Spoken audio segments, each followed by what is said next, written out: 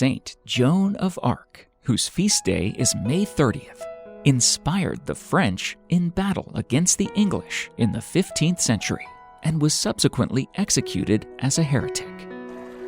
But who was this illiterate French peasant girl who in 15 months changed the history of Western Europe and became, according to one historian, the most widely known of all medieval women? Joan was born into the midst of the 100 Years' War, a conflict that actually lasted 116 years, from 1337 to 1453. On January 6, 1412, Joan of Arc was born to pious parents of the French peasant class in a small village named Domremy near the province of Lorraine. Her father was a farmer who owned a small piece of land. Joan's 3 brothers helped their father on the farm, while Joan helped her mother at home.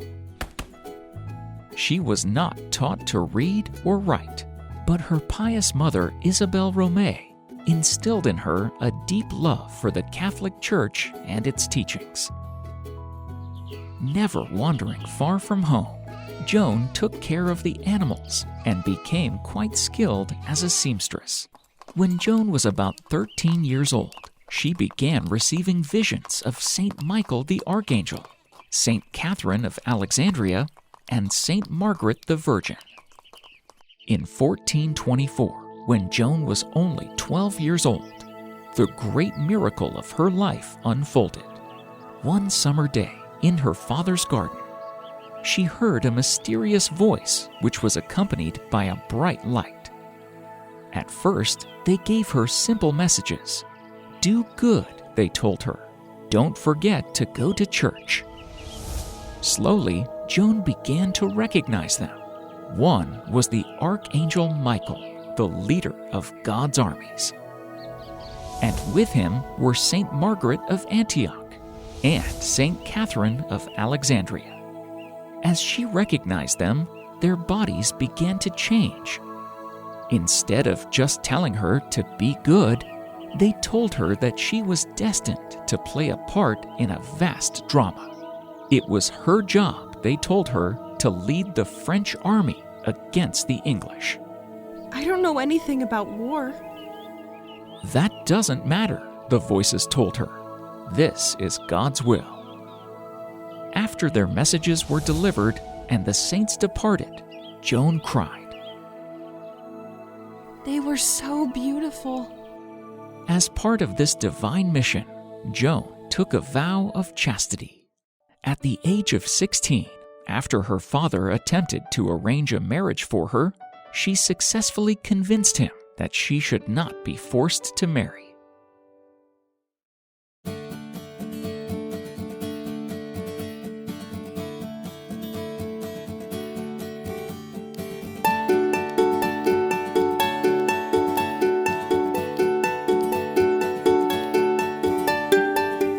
By the time she was 16, she approached a local garrison commander and told him that she wanted to meet the king. He flatly ordered, "Give her a good slapping and take her back to her father," and sent her home. Joan returned home that day sadly. But one day, she received another vision from the angels. The angel told her to visit the garrison once again and deliver the message that the French army would lose the Battle of Rouvray. The Battle of Rouvray was being fought far away, and everyone in France expected their army to win this. Nobody knew what had happened there yet, because the messengers from the battle hadn't arrived yet. The French have lost the Battle of Rouvray. You need to take me to the king. The garrison didn't trust Joan yet, and he waited for the messengers to arrive. The messengers arrived the next day. The battle at Rouvray had been a disaster for the French. There was no way on earth Joan could have known that, but somehow she did. He concluded she had seen them losing by divine revelation, which caused him to believe her words. he gave her the permission to meet the King Charles. To reach the king's palace, Joan would have to travel through a hostile territory for many days. Garrison gave her a horse and 2 escorts to assist her in the journey.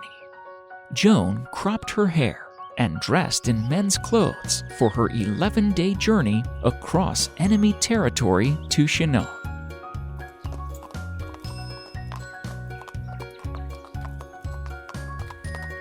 After many days of journey, Joan arrived at her destination. The king, Charles, wasn't eager to meet with this strange girl when she arrived. He kept Joan waiting for 2 days.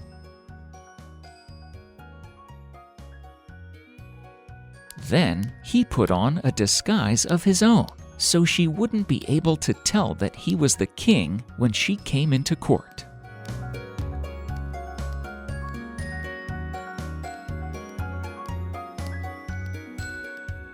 But despite the fact that the room was full of people and Charles wasn't dressed as a king, Joan walked right up to him. The two had a private conversation, during which, it is said, Joan revealed details of a solemn prayer Charles had made to God to save France. Still tentative, Charles had prominent theologians examine her. The clergymen reported they found nothing improper with Joan, only piety, chastity, and humility. Finally, Charles allowed the 17-year-old Joan of Arc to take part in the battle. Charles gave Joan a horse and a suit of white armor. He also provided a special standard bearing the names Jesus and Mary. He tried to give her a sword as well, but the voices that spoke in Joan's mind told her not to take it. There, just as the voices had said, Joan found a buried sword. Joan rode to the battle dressed in armor along with the soldiers. During the 5 months prior to Joan's arrival in Orleans, the French had only attempted one offensive assault, which resulted in their defeat. But after her arrival, things began to change. During the battle for the fort of Les Tourelles, Joan was wounded. She quickly returned to the fight, carrying the banner, and her courage and bravery inspired the French soldiers. In one of the visions before, Joan had foreseen the victory of the French army. And just as the visions predicted, 9 days after Joan took the field, the English fled and the French won the battle in Orleans. Several noblemen claimed she greatly affected the soldiers, as they accepted she was giving divinely inspired advice. Her renown spread. She was perhaps the most famous person in Europe. Joan urged the immediate coronation of the king, but the French leaders dragged their feet. Finally, however, at Reims in July 1429, Charles VII was anointed King of France. The Maid of Orleans stood triumphantly at his side. Joan had accomplished her mission, but once the king was crowned, he wasn't as eager to listen to Joan. Without the backing of the king, Joan was unable to get the support she needed to fight the war. In May 1430, an Anglo-Burgundian force laid siege to the town of Compiègne. Joan, with no more than a few hundred men, rushed to its aid. Her voices had told her a few months before that she would soon be captured by the English, but she went to the town's defense anyways. The Anglo-Burgundian force was far larger than her own, and she tried her best to defeat them. But in a few days, the enemy chased her small army away. Although most of her soldiers managed to escape, Joan herself was captured by the enemy troops. The English were thrilled to discover that they had Joan in their clutches. But she didn't make it easy for them. She made several attempts to escape from the prison. When they put her in a 70-foot tower, she jumped out of it. But each time she escaped, the English captured her again, until they finally put her on trial in the town of Rouen. They could not execute Joan for winning, but they could impose capital punishment for sorcery or heresy. For several months, she was chained in a cell in the castle at Rouen, where cruel guards constantly taunted her. In the meantime, King Charles VII did almost nothing to secure her release. At her trial, the church judges, who were English, tried to trick her with difficult theological questions. "Are you in God's grace?" they asked her.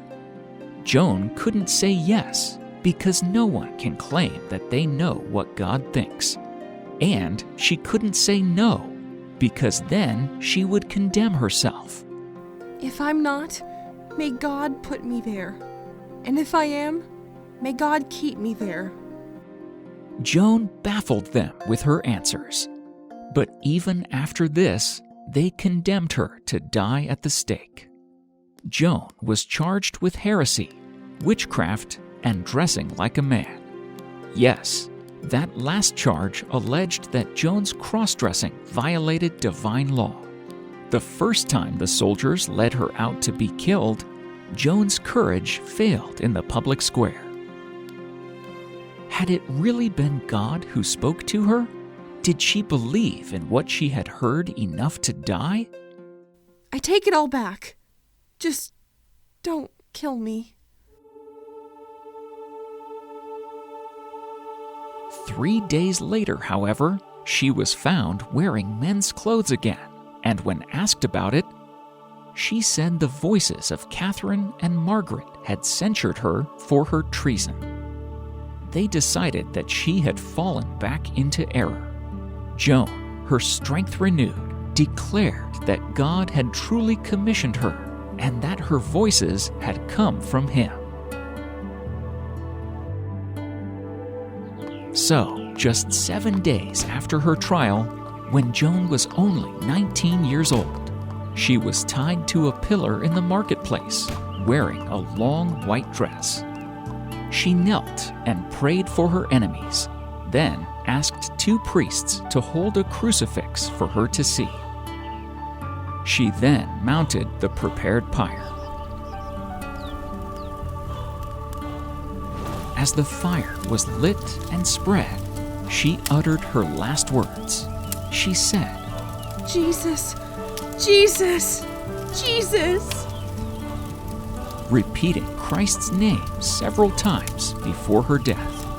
And as the fire engulfed her, an English soldier saw a white bird rise up out of the pyre.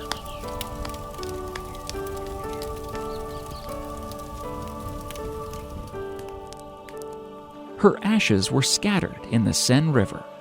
The 100 Years' War would drag on, but Joan's martyrdom helped spur the French to eventually drive the English out of most of France. Charles VII, perhaps feeling some well-deserved guilt, procured a trial review years later that nullified Joan's guilty verdict. After 25 years, the Church Commission overturned the charges against her and declared her innocent. In 1920, Joan, remembered for her heroism and devotion far more than her military and political conquests, was canonized a saint by the Roman Catholic Church.